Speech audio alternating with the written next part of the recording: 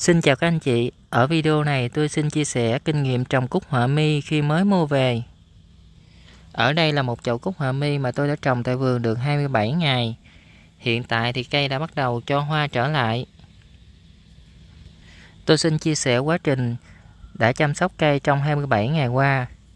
Thông thường thì các chậu cúc họa mi sau khi mua về thì cây thường mang hoa.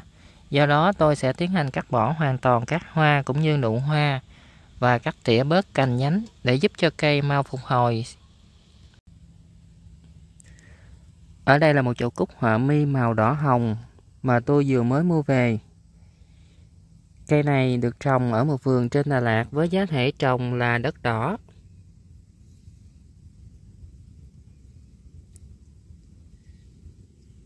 Tuy trong quá trình vận chuyển, người bán đã đóng gói hàng rất cẩn thận, cây gần như không bị hư gãy. Tuy nhiên, do thay đổi môi trường trồng cũng như thiếu ánh sáng hơi nóng trong quá trình vận chuyển, thì một số lá ở gần gốc đã chuyển sang màu vàng. Cũng như cây có hiện tượng là héo rũ do điều kiện khô nóng ở miền Tây.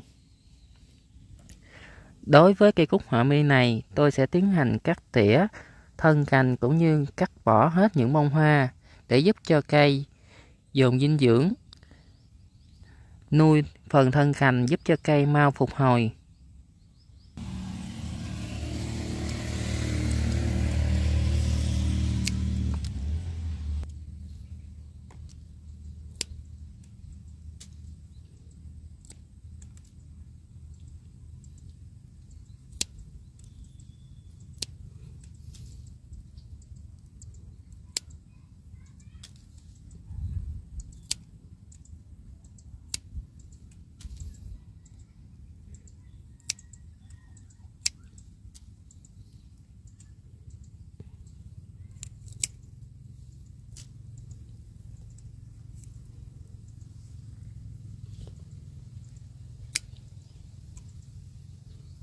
Tôi sẽ cắt bỏ khoảng 1/3 chiều cao của thân cây.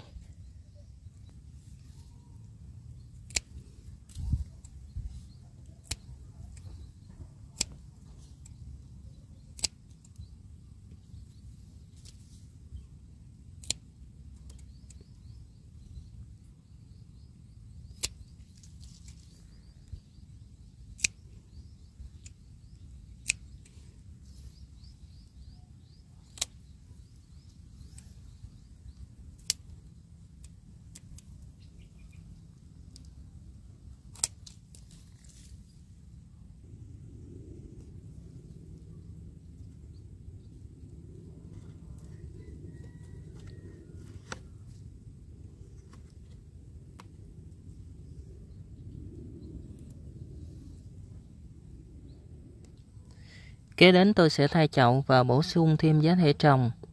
Giá thể trồng mà tôi sử dụng bao gồm 1 phần là phân rơm hoai mục, 1 phần xơ dừa và một ít vỏ trấu.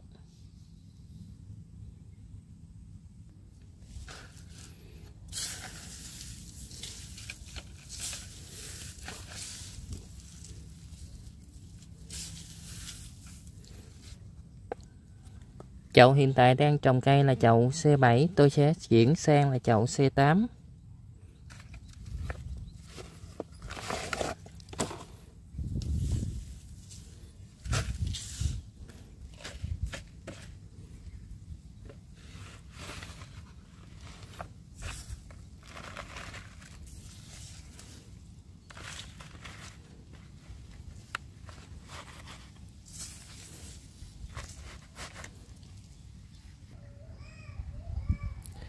Tôi sẽ tiếp tục cập nhật quá trình phát triển của cây trong thời gian tới. Về vị trí trồng cúc họa mi, ở vườn tôi đặt chậu cúc họa mi ở bên dưới lớp lưới che đã giảm đi 70% ánh sáng. Tuy nhiên thì cây vẫn nhận được nắng trực tiếp từ sáng sớm đến tầm 10 giờ. Từ khoảng 10 giờ đến chiều thì cây nhận được ánh sáng gián tiếp. Ngoài ra thì ở khu vực nền đất trồng cây luôn được tưới ẩm. Lý do là trong điều kiện khô nóng ở miền Tây, nhất là vào buổi trưa thì cây cúc họa mi rất dễ bị héo rũ. Do đó nền đất luôn ẩm sẽ cung cấp độ ẩm cần thiết, làm tươi bộ lá của cây cúc họa mi. Ở khu vực trồng cúc họa mi, nền đất tôi tưới nước rất nhiều lần trong ngày để đảm bảo rằng nền đất luôn ẩm. Đối với cây cúc họa mi, việc tưới nước cho cây tôi thực hiện vào sáng sớm. Và đến trưa nếu như có hiện tượng héo rũ, tôi sẽ dùng bình phun sương. Sẽ phun đều thân lá để làm mát, hỗ trợ thêm cho cây cúc họa mi chống nóng. Tuy nhiên, việc giữ cho nền đất nơi trồng cúc họa mi luôn ẩm rất cần thiết cho cây. Các chậu cúc họa mi này đã được tôi trồng tại vườn hơn 8 ngày.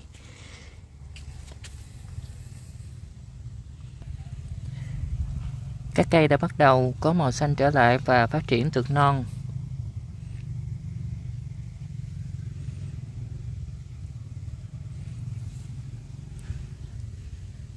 Hai cây này được mua sau đó một vài ngày thì cũng dần phục hồi. Tuy các lá già đã vàng và rụng dần, tuy nhiên thì tược non cũng bắt đầu phát triển.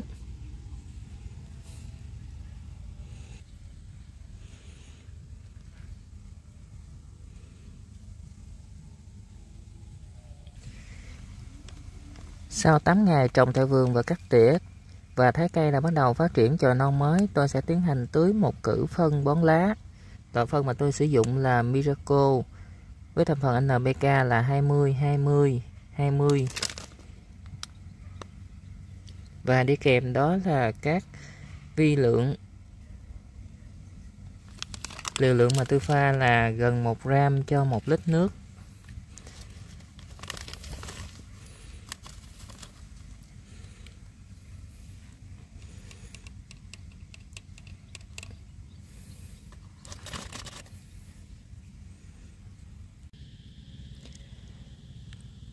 Đối với cây cúc họa mi, sau 10 ngày cắt tỉa và thay chậu thì cây đã bắt đầu phục hồi, không còn hiện tượng héo rũ.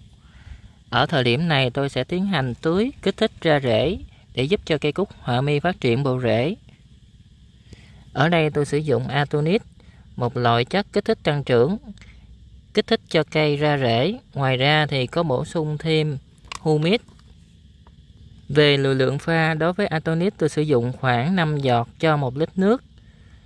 Còn về humic thì tôi pha khoảng 0,5 gram, tức khoảng 1/2 muỗng da ua cho 1 lít nước.